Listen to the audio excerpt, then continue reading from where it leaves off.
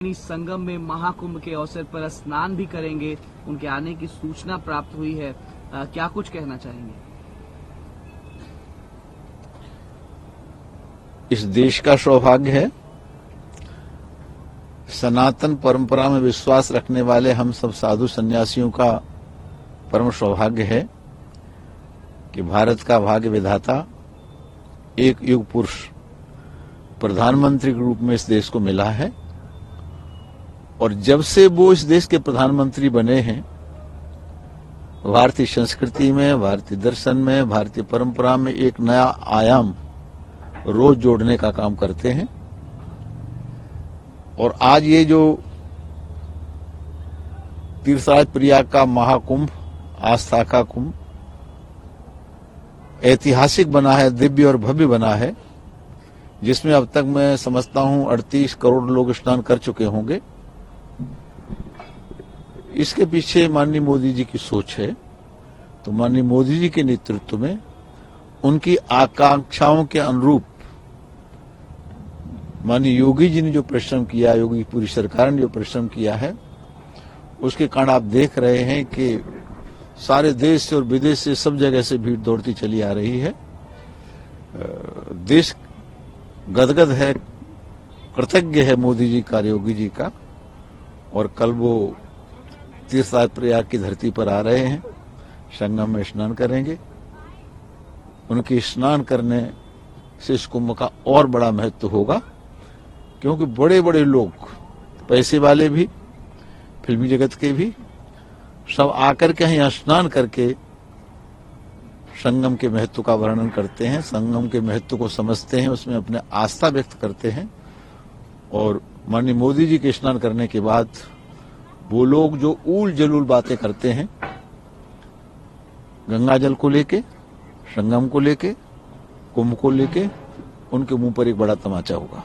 कुछ लोग कह रहे हैं कि ये राजनीतिक दृष्टि से किया गया विजिट है, क्योंकि मिल्कीपुर में उपचुनाव को लेकर के कल की तारीख तय की गई है। दिल्ली में विधानसभा चुनाव को लेकर के कल वोटिंग होनी है। तो कुछ लोग कह रहे हैं कि ये राजनीति करने का एक पार्ट है। हर एक व्यक्ति अपनी दृष्टि से देखता है, यथा दृष्टि तथा सृष्टि। व्यक्ति की जैसे दृष्टि होती है वैसे सृष्टि होती है। और मुंडे मुंडे मत भिन्ना, लोगों के अलग अलग ख्याल, अलग विचार होते हैं। पर मोदी जी हैं, उनके लिए प्रथम राष्ट्र, पहले राष्ट्र, और फिर राष्ट्र में सबका साथ, सबका विकास, सबका विश्वास, सबका प्रयास। इस भावना के साथ अगर दुनिया के सबसे बड़ा लोकतंत्र देखना है तो भारत तो दुनिया का सबसे बड़ा लोकतंत्र है ही, पर ये महाकुंभ महालोकतंत्र के रूप में देखा जा सकता है, जहाँ जाति नहीं, भेद नहीं, छोटा नहीं, बड़ा नहीं, अगड़ा नहीं, पिछड़ा नहीं, अमीर नहीं, गरीब नहीं, कोई किसी से पूछने वाला नहीं, कोई टोकने वाला नहीं, रोकने वाला नहीं। उसी घाट पर अडानी नहा रहे हैं और उसी पर एक गरीब स्नान कर रहा है। ये बड़ी बात है, लोकतंत्र का तकाजा है।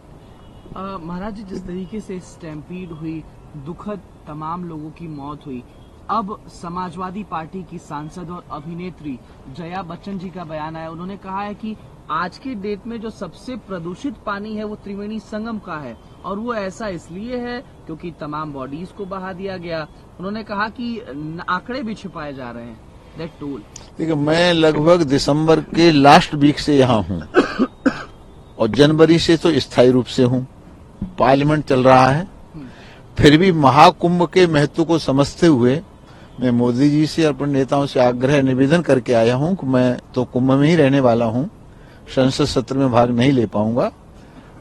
तो इसीलिए तो मैं यहाँ के महत्व को समझता हूं। गंगा जी के बारे में कहते हैं, जेते तुम तारे तेते काहू ने तारे गंगा, और जेते तुम तारे तेते गगन में तारे हैं।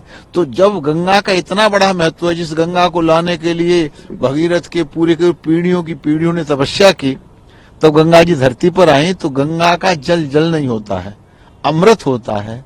पर कीचड़ में रहने वाले मेढक को कीचड़ अच्छा लगता है, गंगा जल अच्छा नहीं लगता। तो जो लोग जिस तरह से आलोचना गंगा जल की, संगम की करते हैं, मैं समझता हूं उन्हें गंगा के महत्व को नहीं जाना, संगम के महत्व को नहीं जाना। ये संगम का और गंगा का महत्व है कि अब तक 38 करोड़ लोग संगम में डुबकी लगा चुके हैं, लोग दौड़ते चले आ रहे हैं और हम लोग उस व्यवस्था में लगे हैं। तो ये इस महत्व को फिर भी न दिखाई दे तो ये तो वही कहावत हो गई, सूर्य निकले और उल्लू को न दिखाई दे। तो इसमें हम क्या कर सकते हैं। तो ये जो आलोचना लोग कर रहे हैं वो न तो गंगा के महत्व को समझते हैं, न कुंभ के महत्व को समझते हैं, न संत परंपरा को समझते हैं। सारा हिंदुस्तान का संत एकजुट है और इस कुंभ महापर्व से एकता के मंत्र निकला है। साधु महात्मा नारा लगाने लगे हैं कि बटोगे तो कटोगे।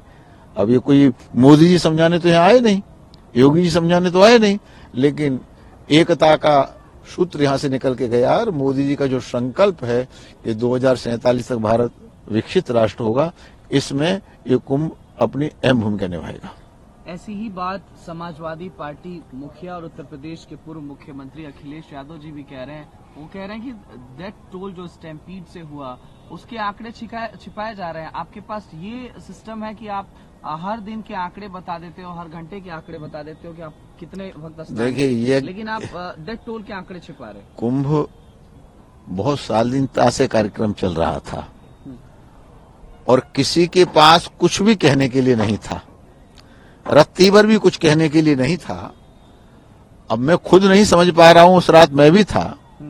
जब हम संत महात्माओं के अखाड़ों के शाही स्नान होते हैं और जब वो बहुत भीड़ होती है तब ऐसी कोई घटना घटती तो समझ में आता, लेकिन रात के अंधेरे में 1:30 बजे दुर्घटना का घटित होना एक किसी साजिश की ओर इशारा करता है।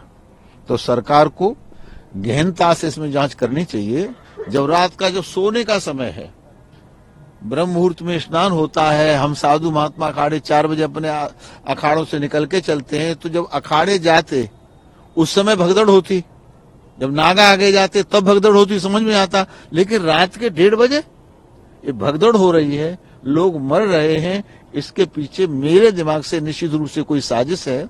और उस दिन मैं सुबह 12:05 जग भी गया था। मैं सोच भी यही रहा था कि भगवान न करे किसी की नजर लगे, अगर किसी ने भी थोड़ा हल्ला कर दिया, 10-20 लोग मर गए, तो ये तुम्हारे माथे पर एकदम काला टीका लग जाएगा।